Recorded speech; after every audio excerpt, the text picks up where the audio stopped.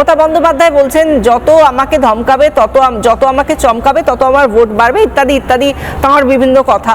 কিন্তু এই যে আইটি হোক বা ইডি হোক বা সিবিআই হোক, যতবারই রেড হচ্ছে কোথাও না কোথাও কিছু তো ইঙ্গিত পাওয়া যাচ্ছে বলেই তারা যাচ্ছে, না হলে তো এমনি এমনি তাদের খেয়ে বসে কাজ নেই। হঠাৎ মনে হলো চলে গেলাম তার বাড়ি এর বাড়ি, আমার বাড়ি আপনার বাড়িতে তো আসছে না। তাহলে কেন মমতা বন্দ্যোপাধ্যায় এত গড় যাচ্ছেন কেন, কিসের জন্য, তার কোথায় গিয়ে বেঁচছে? দেখুন, রিপাবলিকে আজকে আমরা যে বিষয়ে আলোচনা করছি এই বিষয়টা এমনি সাধারণভাবে দেখলে মনে হবে অত্যন্ত একটা স্বাভাবিক ব্যাপার, কারণ এই সময় সবার প্রায় আইটি রিটার্ন জমা পড়ছে।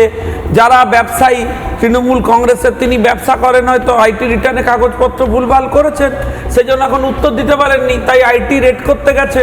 এটা নিয়ে আমাদের বলার কিছু ছিল না, এটা আইটি ইন্সপেকশন হয়েছে, আইটির লোকেরা গেছে, এর সাথে নির্বাচনের কোনো সম্পর্ক নেই। কিন্তু সম্পর্ক কে যুক্ত করছে না তৃণমূল কংগ্রেস।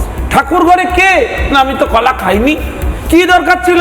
সকালবেলা দেবাশিস বাবুর বাড়িতে আইটি ইনকাম ট্যাক্সের লোকেরা ফাইলপত্র দেখতে গেছেন, 3 বার ডেকেছেন, তিনি আসেননি, কি হয়েছে জানতে গেছেন, জানতে চাইছেন, বলতে গেছেন, ভাই দাও কাগজপত্র দেখিয়ে দিয়ে বুঝি। তো দেবাশিস বাবু কাগজ দেখিয়ে দেবেন, হিসেব দিয়ে দেবেন, আইটি বেরিয়ে চলে যাবে অ্যাকর্ডিং টু দ্য ল। হলো কি হলো? দেখলাম তৃণমূল কংগ্রেস হই হই করে নেমে পড়লো, বাড়ি ঘিরে নিল, বললো এইসব করা যাবে না। এবং আপনি শঙ্কুবাবু বলছেন না যে তৃণমূল ঘিরে ধরলো, সেটা কখন হলো? মমতা বন্দ্যোপাধ্যায় যখন বললেন ঠিক তার পরপর। না, মমতা বন্দ্যোপাধ্যায় বলেছেন কি বলেননি আমি জানি না, উপর থেকে নির্দেশ এসেছে, বলেছে ঘিরে ধরো। এখানে তো এটা একটা আলাদা দেশ, গ্রেটার বাংলাদেশ তৈরি হয়েছে।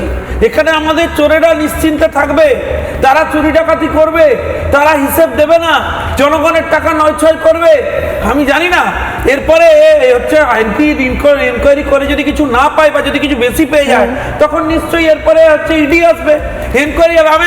আমি জানতে চাই, আমি আজকে প্রশ্ন রাখতে চাই যে ভাই সোনা পাপ্পু তার বাড়িতে যে টাকা পাওয়া গেল, তার কানেকশনে ব্যবসার বাড়িতে 1 কোটি টাকা, তার সাথে এই দেবাশিস বাবুর কি সম্পর্ক?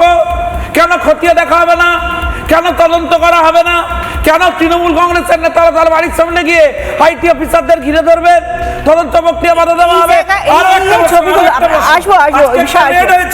মমতা বন্দ্যোপাধ্যায় আজকে রিয়াক্ট করেছেন, বলেছেন কেন আমার প্রস্তাবকের বাড়িতে চলে গেছে। আরে ভাই, আপনার প্রস্তাবকের বাড়িতে গেছে, সে তো আপনার দলের হচ্ছে আইটির ইনকাম ট্যাক্সের অ্যাডভাইসার, আপনার দলের অ্যাডভাইসার। সে যদি কোনো বেআইনি কাজ করে তাকে ছেড়ে দেবে কেন?